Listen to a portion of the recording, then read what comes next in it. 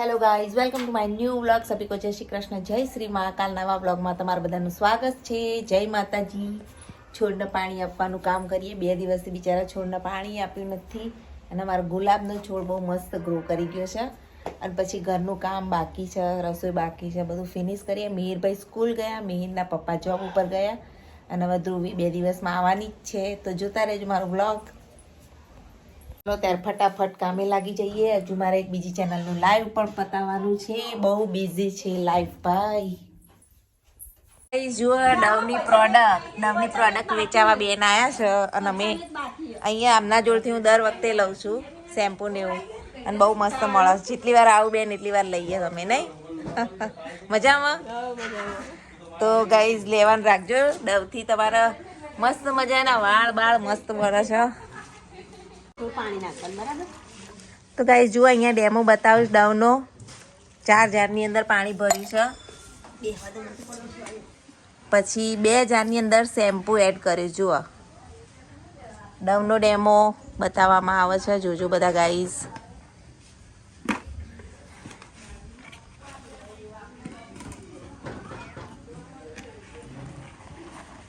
જે તમે Dove conditioner shampoo જે વાપરો છો એનું ડેમો છે. પછી એને સ્ટીકથી હલાવી દેવાનું, મિક્સ કરવાનું.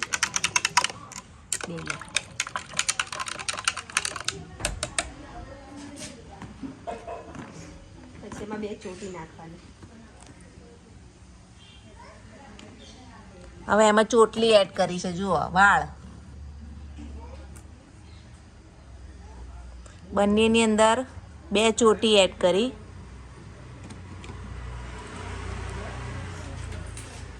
પછી આ સાદા શેમ્પૂથી આપણે ચોટી ધોઈ લેવાની.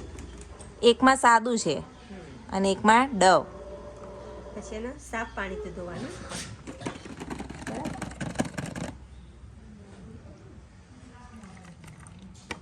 પછી એને રૂમાલથી લૂછી લેવાની.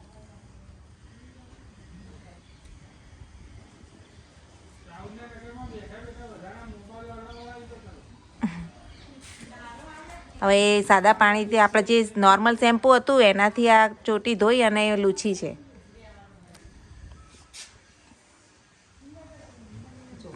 એમાં કેવો કાંસકો અટકે. હા, બરાબર.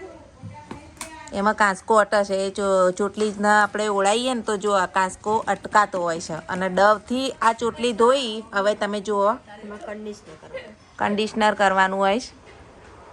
પછી સાફ પાણી ધોઈ અને આ સાફ પાણીથી એકવાર ધોઈએ. હવે કન્ડિશનર ચોટી ધોઈ છે. એમાં કન્ડિશનર કરીશું આપણે.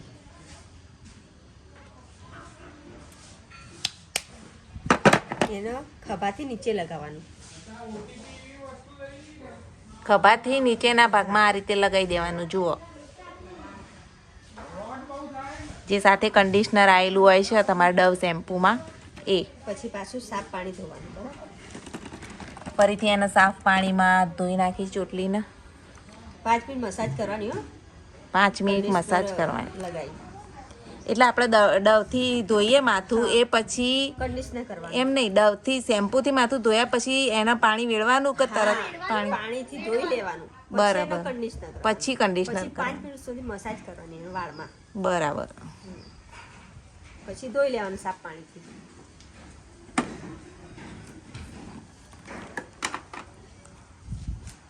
ગાઈઝ તમે જોજો કે આ જે ચોટી ધોઈ છે પહેલાં નોર્મલ જે શેમ્પૂ હતું એનાથી વાર ઓળ્યા હતા અને હવે તમે આનાથી ઓળશો તો શું રિઝલ્ટ આવે જુઓ બધા. જો સેજ પણ કાંસકો અટકાશે નહીં અને સરસ મજાનું ગૂંચ નીકળી જશે. બિલકુલ તમારા માથામાં ગૂંચ નહીં થાય.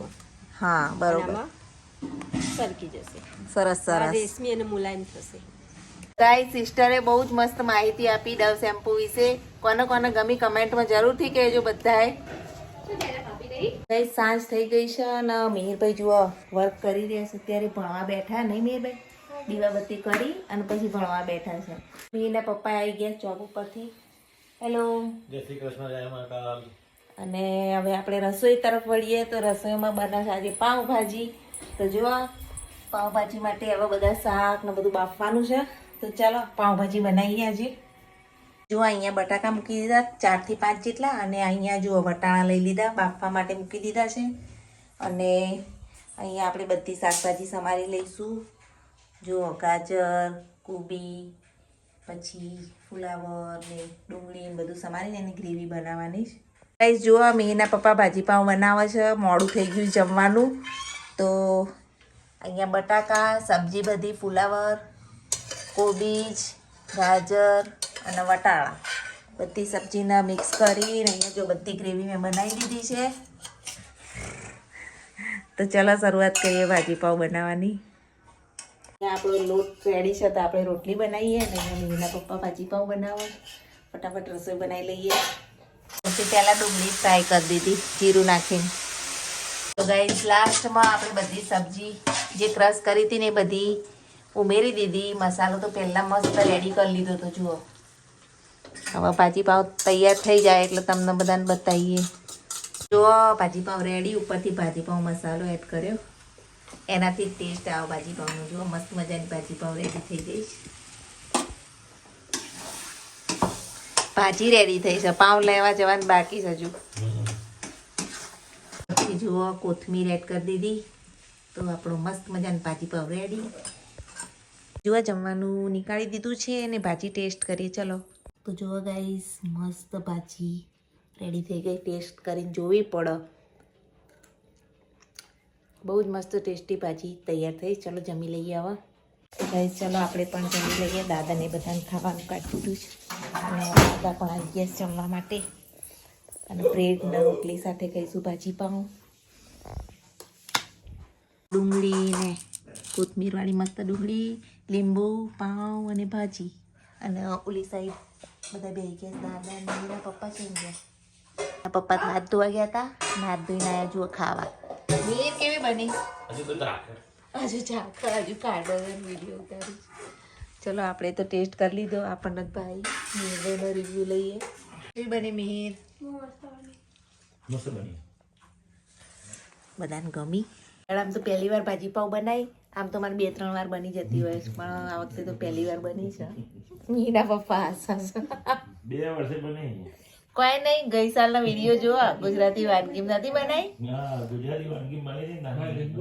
ત્યાર પછી હજુ ગાજરનો હલવો બાકી ખાવાનો, એ બનાવે તો પછી ગાજર લેતા આવજો. પાટણમાં લેતા હોય. હા મીરભાઈ તો બબુભાઈ જોડે રમૂસ છો. જે તમારા બબુભાઈ, બબુભાઈ જ બતાવો તમારા. એ નહીં, આ તો ડોલ્ફિન છે. બબુ કેમ ગયો? જો હા હા હા પંખામાં આવી ગયા હતા બબુભાઈ. આ રૂમમાં લગાવી દીધા. જો આ ઉપર ઉડીને ચોટી ગયા. મીરભાઈ રમવાની મજા આવી જાય. તોડી નાખે. તો ગાઈસ પડી ઠંડીનો માહોલ અત્યારે થઈ ગયો છે. ઠંડી લાગે, તને નહીં લાગતી ઠંડી? અને અમારે જવાનું છે બહાર, તો હજી મારે સામાન પેક કરવાનો છે. કાલ અમારે ક્યાંક જવાનું છે, તો અમારો બ્લોગ જોતા રહેજો. મીરભાઈ તમારો સામાન પેક અત્યારે કરવાનો કાલ? એવું? તો અમે તો અત્યારે સામાન પેક કરીએ છીએ. તો આજનો બ્લોગ અહીંયા જ એન્ડ કરીએ છીએ. બહુ નાનો બ્લોગ બને, પણ સપોર્ટ કરજો. જય શ્રી કૃષ્ણ, જય શ્રી મહાકાલ. જય શ્રી કૃષ્ણ, જય શ્રી મહાકાલ. બાબા.